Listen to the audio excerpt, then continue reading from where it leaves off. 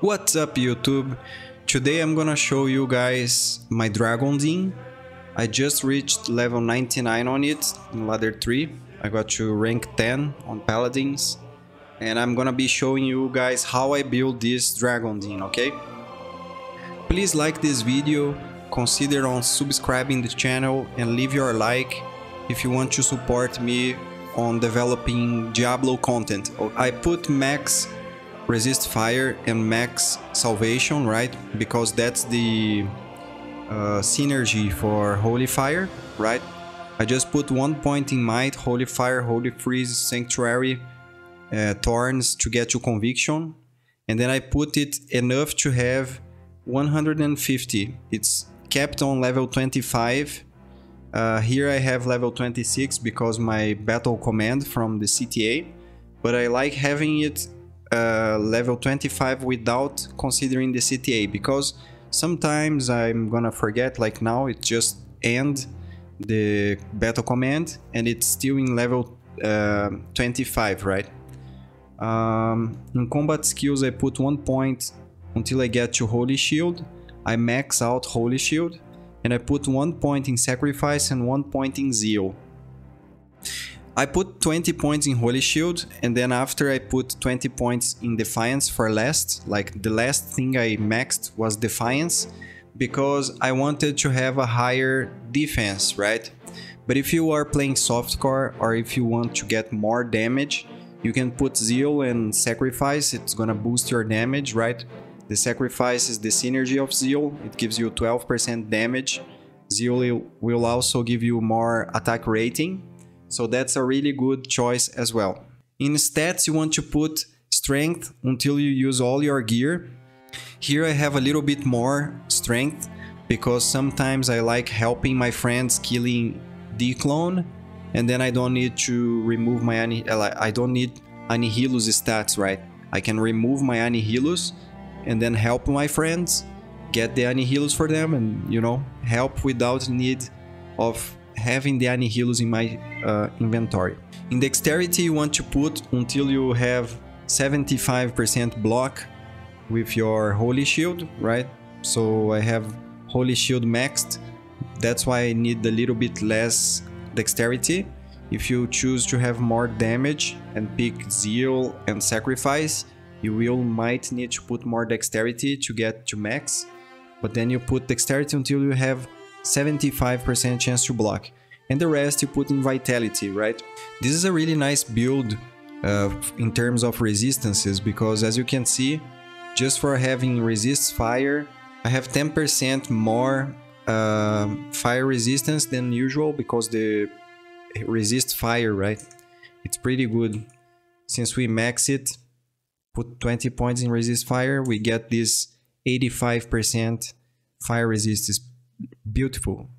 In the items here, in my weapon I'm using the Hand of Justice, the armor and the shield is Dragon, right?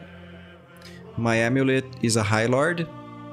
In the helmet I chose to use the Crown of Ages, but you can also make a Flickering Flame if you prefer.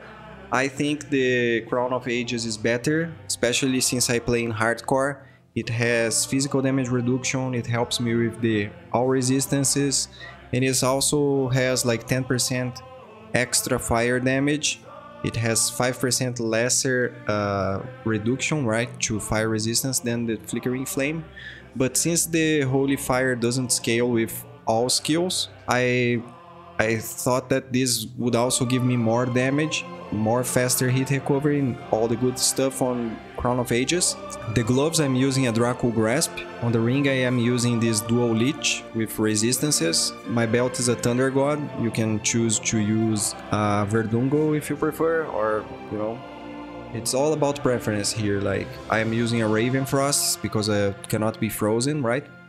And I am using a triple resistance boot with faster run walk and magic find. Paladin torch, Annihilus, and then all the charms I got here, I put some life, damage, life and resistances, you know, resistances.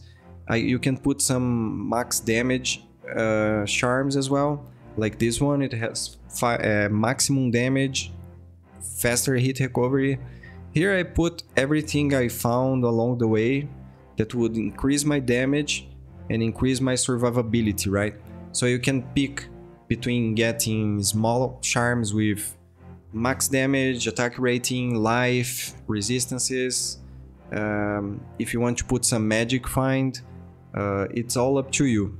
And in here I have the Flame Rift for breaking mobs immunity, right? In the offhand I am using Call to Arms and Spirit. Call to Arms to get the BO, right? Spirit to get a even higher BO, and it's a nice stat stick to use my Holy Shield. So here in the Mercenary I am using the Prayer Merc from deck 2. I am using it with Insight, a Cure and Fortitude. I made this Fortitude in a non-net base because now I am level 99. I'm probably turn this Paladin into a Smiter to farm Ubers and stuff. But in the best case scenario for this setup, the Prayer, Insight and Cure, right? To have Prayer, Cleansing and Meditation. The best case scenario would be Chains of Honor, right? Chains of Honor, Ethereal or something. But you can also use like Fortitude and Aerial Visage or Bulwark. It's up to you. That's it guys, this is the build for the Dragondin. I hope you guys enjoyed. This was a very pleasant run for me. I started running solo games and just melting the monsters, like running through and then they would just explode, you know. And it was really fun. At level 96, 97 I started running 8 players games to get more experience. If I were to choose what's the most fun in this build, I would say it's running like players 1, just like having the aura, killing stuff. It's really fun, dude. It's like I got to level 96 without even like just having fun, you know, like just cruising through the maps and, you know, the terror zones and stuff, and the aura would just burst the monsters down. If there was like a more difficult pack, like the Hydras would just melt them, and you know, the Zeal, it's really powerful. And yeah, that's it. I hope you guys enjoyed. Maybe it helps someone out there to make this Dragondin build. I appreciate you for watching. See you in the next time.